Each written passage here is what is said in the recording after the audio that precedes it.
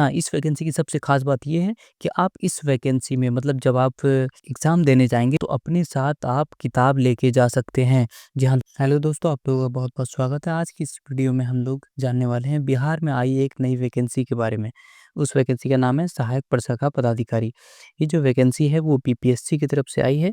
इसकी जो बहाली होगी वो होगी पटना में, पटना सचिवालय में जो है वहाँ पर सचिवालय भवन वहाँ पर जो है बहाली होगी। मतलब इस वीडियो में हम लोग देखने वाले हैं कि इस फॉर्म को भरने में सहायक प्रशाखा पदाधिकारी के जो फॉर्म है उसको भरने में क्या-क्या डॉक्यूमेंट्स जो हैं वो लगने वाले हैं। उससे पहले थोड़ा जान लें कि ये जो वैकेंसी है ये क्या है, कौन लोग इसे भर सकते हैं। तो इसकी पहले अगर सीट की बात की जाए तो टोटल जो है वो 41 सीट्स हैं। 41 पद पर जो है वो भर्ती निकली है। बाकी अगर क्वालिफ़िकेशन की बात की जाए कि कौन-कौन इस फॉर्म को भरने के लिए योग्य हैं, तो जिनके पास स्नातक की डिग्री है, मतलब जिन्होंने अपना जो है ग्रेजुएशन कंप्लीट कर लिया है, वो जो है आसानी से इस फॉर्म को भर सकते हैं। या फिर वो विद्यार्थी जो अभी अभी 2025 में अपना जो है थर्ड ईयर फाइनल किया है, वो भी आसानी से इस फॉर्म को भर सकते हैं। बाकी अगर एज क्राइटेरिया की बात की जाए तो आपका एज जो है वो मिनिमम 21 और जनरल हैं तो मैक्सिमम 37, अगर आप ओबीसी से हैं तो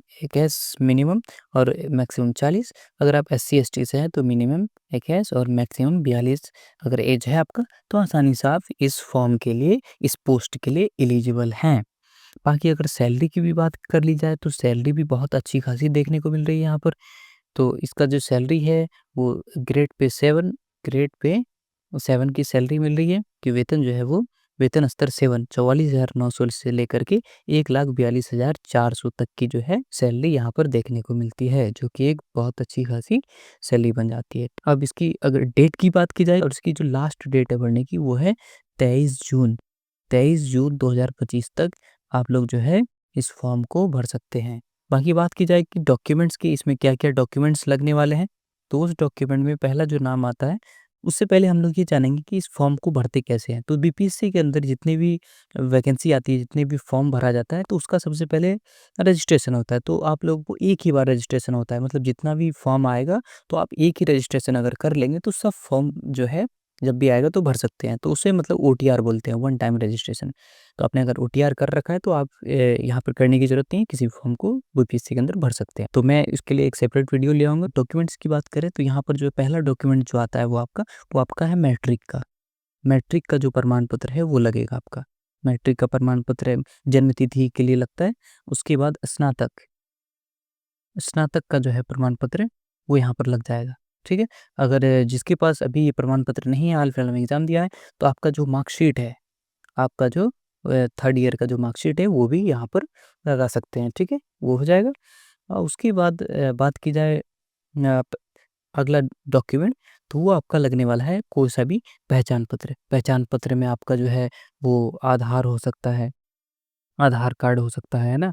पैन कार्ड हो सकता है, वोटर आईडी हो सकता है या फिर बैंक पासबुक वगैरह कुछ भी जो है आप पहचान पत्र में पहचान में डाल सकते हैं, ठीक है? तो ज़्यादातर लोगों के पास वो आधार कार्ड होगा तो आप आधार कार्ड से ही आसानी से भर पाएँगे। अगला डॉक्यूमेंट की बात की जाए तो यहाँ पर जो है वो जाति लगने वाला है। ये जो लोग जनरल कैटेगरी से हैं तो उनको तो ज़रूरत नहीं है, बाकी जो लोग एससी या फिर एसटी से बिलॉन्ग करते हैं तो उनके लिए जो है जाति अनिवार्य हो जाता है, ठीक है?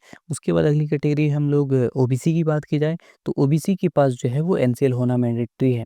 उसके बाद अगली कैटेगरी की बात की जाए तो विकलांग कैटेगरी वालों के लिए जो है विकलांग में भी वो लोग जिसके पास की 40% से अधिक की विकलांगता है वो और उसका प्रमाण पत्र हो अगर उसके पास, ठीक है? डॉक्टर से बना हुआ होता है सरकारी अस्पताल से, तो वो प्रमाण पत्र लगाकर आप जो है आरक्षण का लाभ आसानी से ले सकते हैं।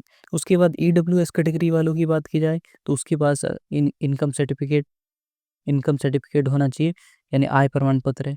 आय प्रमाण पत्र अपना और जो है ईडब्ल्यूएस वाला जो प्रमाण पत्र होता है वो दिखा करके आप इस आरक्षण का लाभ ले सकते हैं। अगला कैटेगरी की बात की जाए मतलब डॉक्यूमेंट की, तो यहाँ पर जो है आपको 4 फ़ोटो लगने वाला है। 4 जो है वो पासपोर्ट साइज़ फ़ोटो लगने वाला है, ठीक है? जो लोग अभी सरकारी नौकरी में हैं, फिलहाल जो कहीं पे भी गवर्नमेंट ऑफ़िस में जॉब कर रहे हैं, सरकारी नौकरी में हैं, उनको अपने ऑफ़िस से एनओसी लेना पड़ेगा। हाँ, इस वैकेंसी की सबसे ख़ास बात ये है कि आप इस वैकेंसी में मतलब जब आप एग्ज़ाम देने जाएँगे तो अपने साथ आप किताब लेके जा सकते हैं। जी हाँ दोस्तों, आप जो है एग्ज़ाम हॉल में किताब लेके जा सकते हैं। किताब के साथ जो है आप एग्ज़ाम दे सकते हैं। प्रारंभिक परीक्षा जो है वो पुस्तक सहित ली जाएगी, यानी विद्यार्थी चाहें तो अपने साथ पुस्तक ले जा सकते हैं। प्रत्येक खंड के लिए एक ही पुस्तक ले जाने की छूट होगी। परीक्षार्थी अपने साथ अधिकतम 3 पुस्तक, एक सामान्य ज्ञान के लिए, दूसरा गणित के लिए और तीसरा जो है सामान्य विज्ञान के लिए जो है वो परीक्षा भवन में आसानी से पुस्तक ले जा सकते हैं। ये जो पुस्तक हो, ये एनसीईआरटी का या बीएसईबी या आईसीएसई बोर्ड का हो, ठीक है? या फिर कोई अन्य बोर्ड भी हो सकता है, लेकिन वो कोई गाइड या फ़ोटोकॉपी या हाथ का लिखा हुआ नोट्स नहीं हो। लेकिन अगर किताब ही ले जाने की अनुमति है, तो ये तो बहुत बड़ी बात हो गई, बहुत आसानी हो जाएगा। अगर आप लोगों को कोई भी परेशानी हो फॉर्म भरने में, तो आप लोग नीचे कमेंट करेंगे, मैं ज़रूर उनकी मदद करूँगा। मैं खुद उनका जो है फॉर्म भर के दे दूँगा, मैं उनसे कॉन्टैक्ट कर लूँगा, ठीक है? बाकी इस वीडियो में अगर कुछ आप लोगों को पूछना हो या कुछ बताना हो, तो आप लोग नीचे ज़रूर कमेंट करें, मैं उसका रिप्लाई दूँगा। चलिए, अंत तक बने रहने के लिए आप लोग का बहुत-बहुत धन्यवाद। शुक्रिया।